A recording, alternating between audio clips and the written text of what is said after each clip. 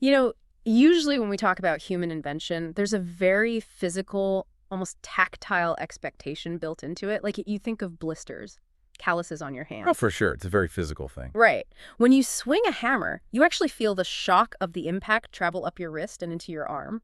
The hammer is basically just an extension of your muscle. It's a purely physical relationship with the world around you. It's entirely tangible. I mean, Yeah. the tool meets the physical environment, and there is this immediate, highly visible chain of cause and effect. You strike the stone breaks. You turn the wheel, the cart moves. Exactly. But then you look at a blinking cursor on a screen, right?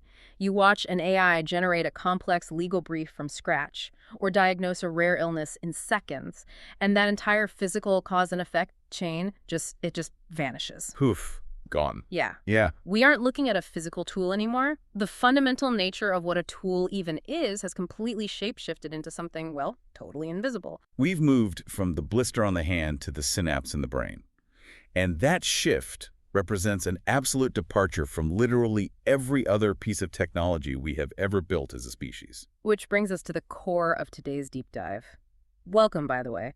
I know you, the listener, are probably bombarded every single day with news about AI taking over jobs or generating wild art. It's everywhere. You can't escape it. You really can't. But we're looking at a fascinating dialogue today between two thinkers, Nick and Maya, who take this entire conversation about artificial intelligence and completely flip it on its head. They really do. It's a completely different perspective. So our mission today isn't to argue over when robots might take over the world.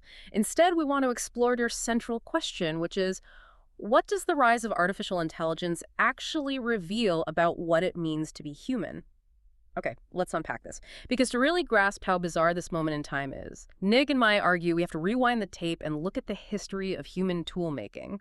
And tracing that historical progression is crucial, because for thousands of years, every tool humanity engineered was designed to compensate for a very specific physical limitation. Right, because our bodies are actually pretty fragile. Exactly. We are fragile and relatively weak compared to the rest of the animal kingdom.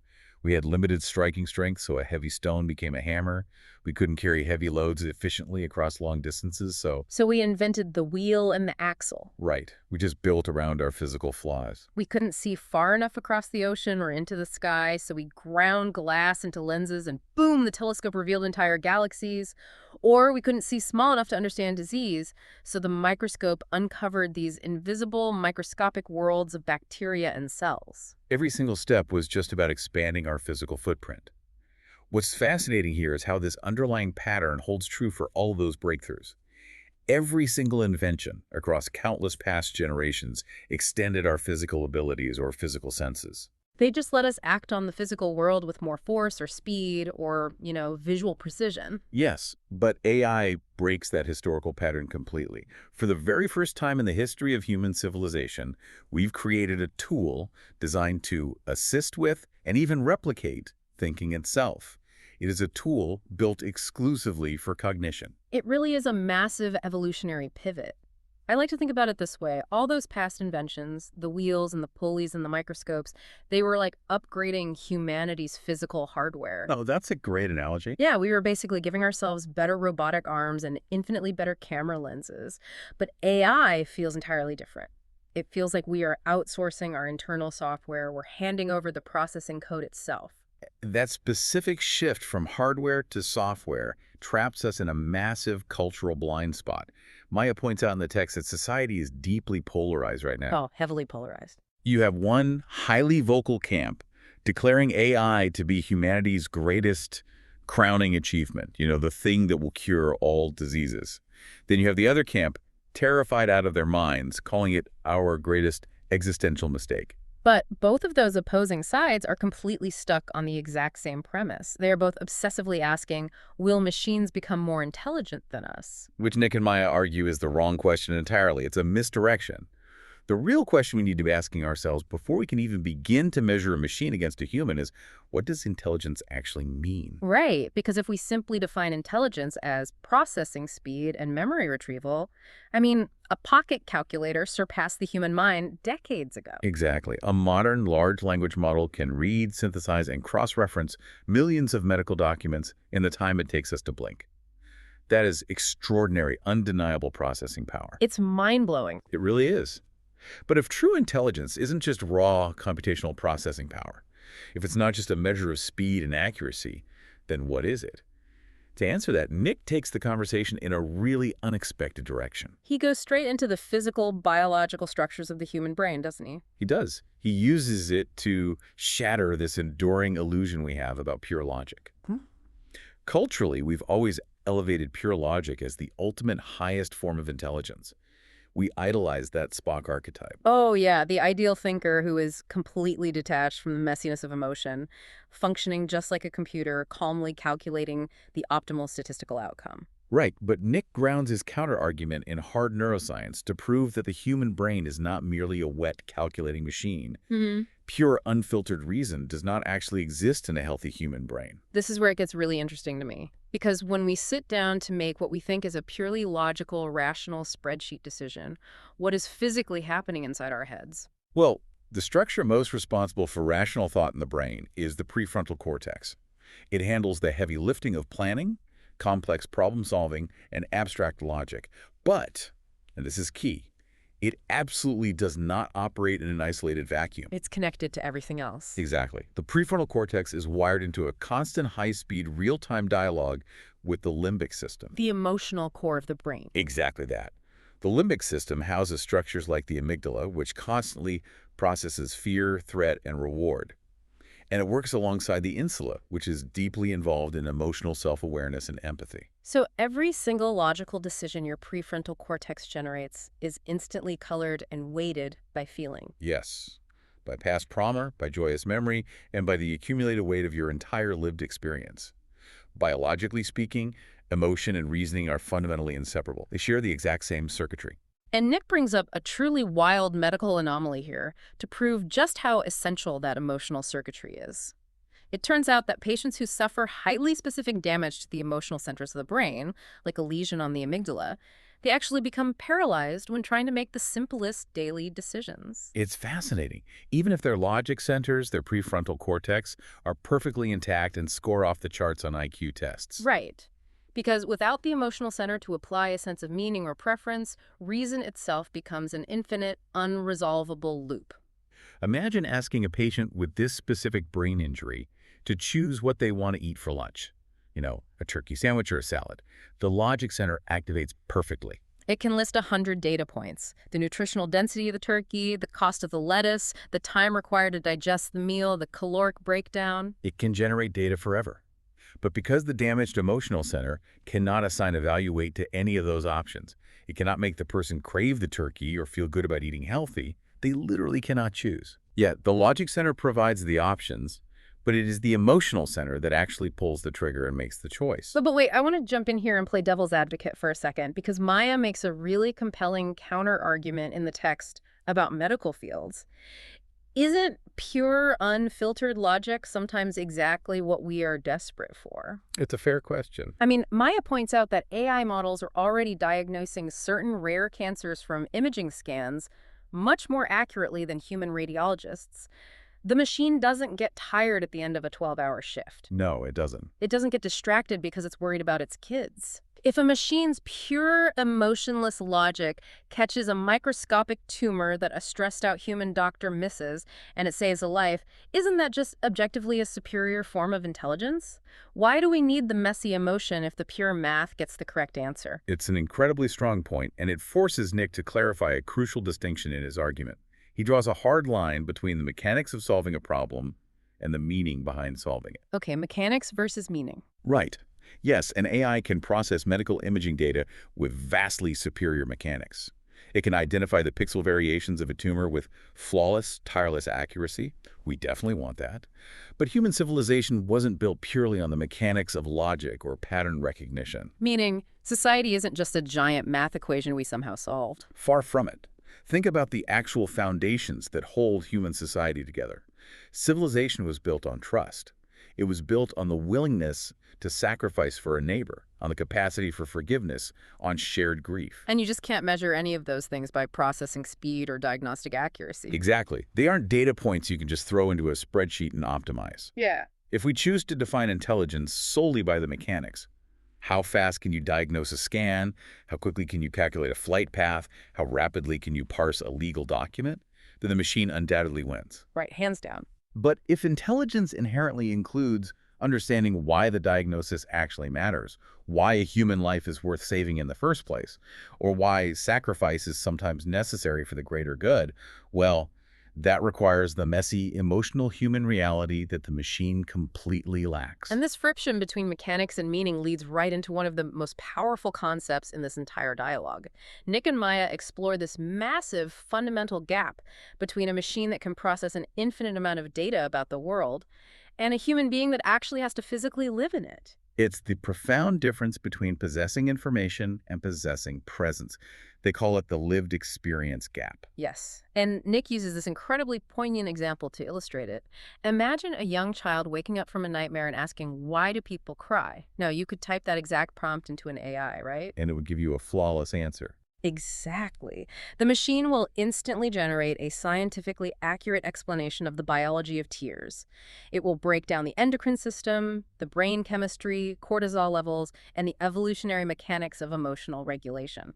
Which is incredibly valuable information. Sure, but compare that sterile data dump to a grandmother sitting on the edge of the bed, comforting that frightened grandchild in the middle of the night. The grandmother isn't offering biological data about cortisol. She's offering presence. Right. She is offering her shared humanity and the unspoken understanding that she, too, knows exactly what it feels like to be afraid. Because the machine has an encyclopedic data set regarding tears, but it has never actually wept. Nick lists these visceral, very grounded human examples to really drive this home. I love these examples. Yeah, they're great. And AI has never been a child terrified of the dark. It has never loved someone deeply and then lost them. It has never stood quietly at a graveside in the rain. It has never held a fragile newborn baby. And it has certainly never felt that deep, sinking, physical ache of regret when you realize you've made a terrible mistake. It's actually profound when you really sit with that thought. I mean, think about the AI writing a poem about regret. It can perfectly replicate the structural patterns of human melancholy. It knows exactly which adjectives to pair with sadness. But it doesn't possess the thing itself. No, it hasn't had that awful moment where you accidentally hit reply all on an embarrassing email and your stomach just completely drops out. It only has the data. If we connect this to the bigger picture, this lack of lived experience ties right into the underlying architecture of how AI works. This is where Nick introduces the blank slate theory. Okay, walk us through that. Well, because an AI does not possess a physical body, because it does not have a lived experience of pain or joy or mortality, it is essentially born as a blank slate. It does not have an innate moral compass derived from living as a vulnerable creature in a dangerous world. Right, it just learns through the immense data sets we feed it. Exactly. It just learns the statistical proximity of words. In that sense, AI is essentially humanity's most powerful mirror. A mirror. So it possesses no independent worldview at all. It just reflects back whatever data set we hold up in front of it. Spot on. If we choose to feed this blank slate a steady diet of profit maximization, relentless corporate efficiency, and, winning at all costs, the machine will internalize those patterns. It'll reflect them back and ruthlessly optimize for them. But on the flip side, Right. On the flip side, if we curate its training data to prioritize human flourishing, sustainability, compassion, and long-term wisdom, it will reflect those values instead. The critical takeaway here is that the mirror does not choose the face it reflects. so what does this all mean for us, navigating this transition? I think the best synthesis Nick and Maya provide here is looking at the fundamental difference between an encyclopedia and a wise mentor. I like that distinction a lot. Yeah, an AI is the ultimate flawless encyclopedia. It can answer any mechanical question you throw at it faster and more accurately than any human mind ever could. But human wisdom is still required to decide which questions actually deserve asking in the first place. And that distinction creates a crucial new division of labor for the future. An AI model can rapidly analyze a patient's genetics and recommend the most statistically successful medical treatment protocol. Right. But a human doctor must still pull up a chair. They have to sit beside the terrified patient and help them navigate what that grueling treatment actually means for their quality of life, their family, and their future. The AI can compose a technically perfect, mathematically balanced piece of music in seconds. But only a human being actually knows what it feels like to be driving alone at night, when a specific song comes on the radio and suddenly reminds you of someone you used to love. The machine effortlessly provides the mechanics, but the human provides the meaning. This division of labor, however, forces society into a very challenging, almost uncomfortable corner. If AI is rapidly taking over all the mechanical answering, the heavy data processing, the rote legal summaries, and the basic medical diagnoses. What exactly is left for human beings to do? Exactly. What becomes our primary value? This is where Maya casts a vision for the future that I find incredibly hopeful, but it's also a serious challenge to how we currently structure our economy and our education system. She argues that the future is absolutely not going to belong to the people who try to compete with the speed or memory of intelligent machines. Because you can't. Right. If you try to outcalculate an AI or outmemorize an AI, you're going to lose every single time. Instead, the future will belong to those who actively cultivate the qualities that machines fundamentally cannot replicate. The traits she identifies as unautomatable. Yes, the unautomatable human traits. The text lists these out very specifically, and they are really worth paying attention to because they aren't the hard skills we usually put on a resume. Right, they're the soft skills. Exactly. Maya points to empathy, true moral judgment, creativity that is specifically born from personal trauma or lived experience, curiosity without predetermined goals, just wandering down an intellectual rabbit hole for the sheer joy of wondering. The courage to stand up and question accepted dogma. Yes. The ability to forgive a debt when the math says you shouldn't, and the uniquely human capacity to inspire hope in the face of despair. Notice how not a single one of those traits can be measured by processing speed or optimized by an algorithm. Not a single one. In a purely mechanical, data-driven system, forgiving someone who wronged you is just a computational error. It's a failure to balance the ledger. But in human civilization, forgiveness is often the only thing that prevents society from literally tearing itself apart. Maya is arguing that these soft, unautomatable traits, the ones that have shaped every lasting civilization in history, are about to become the most valuable currency in the age of AI.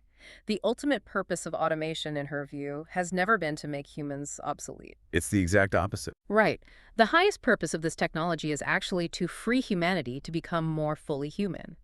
If we can spend vastly less time just surviving the daily grind, less time doing mechanical repetitive tasks or endlessly organizing spreadsheets, we theoretically have more time and mental bandwidth to explore philosophy, relationships, art, deep science, and genuine compassion. And Nick takes this vision one step further, pushing the dialogue into an almost existential insight. He looks back at theology, philosophy, and belief systems, which have spent millennia grappling with what it means to be human. Oh, this part was fascinating. He points out that the defining characteristic of our species, the very thing that makes us human, is our mortality. The undeniable fact that we are tethered to a physical body with a specific history and a very finite amount of time on this earth. The clock is always ticking for us. A server farm running an AI model doesn't have an expiration date in the same way. We constantly view our mortality as a design flaw, right? Like a limitation to be overcome. But Nick argues that our finite limited time is actually the ultimate engine and source of all human meaning. A machine can do everything we do mechanically, but it can never fake the genuine, urgent experience of being a conscious entity who knows their time is running out.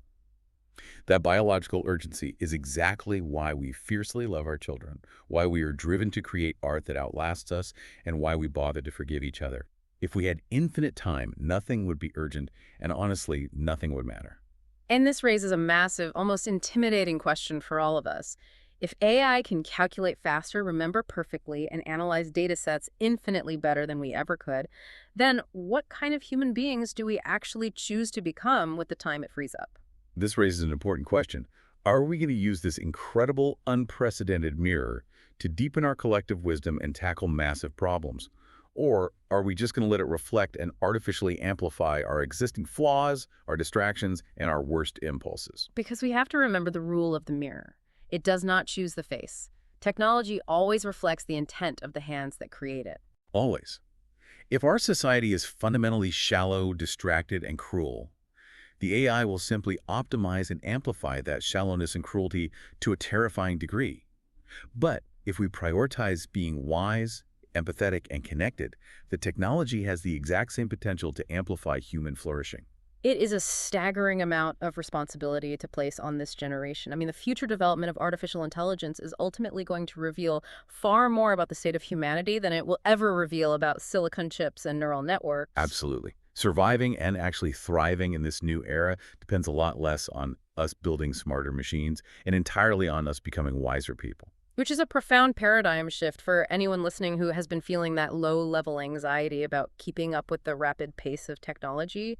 The most important task ahead isn't necessarily scrambling to upgrade your technical coding skills. It's doing the hard work to upgrade your humanity. That's beautifully said. Well, we've covered massive ground today, going all the way from the first calluses formed by swinging a stone hammer to mapping the emotional architecture of the human brain, and finally grappling with the reflections staring back at us from the mirror of artificial intelligence. It's been quite the journey. It really has. But before we wrap up, I want to leave you, the listener, with one final, slightly provocative thought to mull over, building directly on the future Nick and Maya envision. We've talked extensively today about how AI's true promise might be liberating us from mechanical chores so we can dedicate our lives to the deeply human work. Empathy, maintaining complex relationships, exercising moral judgment, creating art. The hard stuff. Right. But what happens if we collectively discover that practicing real empathy and navigating human relationships are actually much harder and far more exhausting than doing the mechanical tasks? It is the ultimate temptation of convenience. What if the emotional labor of being a good friend, a patient partner, or an engaged human being is so messy, so painful, and so exhausting that we are tempted to use AI not just to outsource our spreadsheets, but to outsource our actual relationships? Oh, wow. Right. Will we start routinely asking the machine to draft our delicate apology emails, or mediate our family conflicts, or even generate our romantic text messages, simply because dealing with the frictionless machine is easier and far less painful than being vulnerable with another flawed human being? That is a terrifying thought. If humanity originally started building tools to save our hands from getting physical blisters, will our ultimate downfall be trying to use artificial intelligence to save our hearts from breaking? It's something to think very carefully about the next time you find yourself staring at that blinking cursor. Thanks for joining us on this deep dive.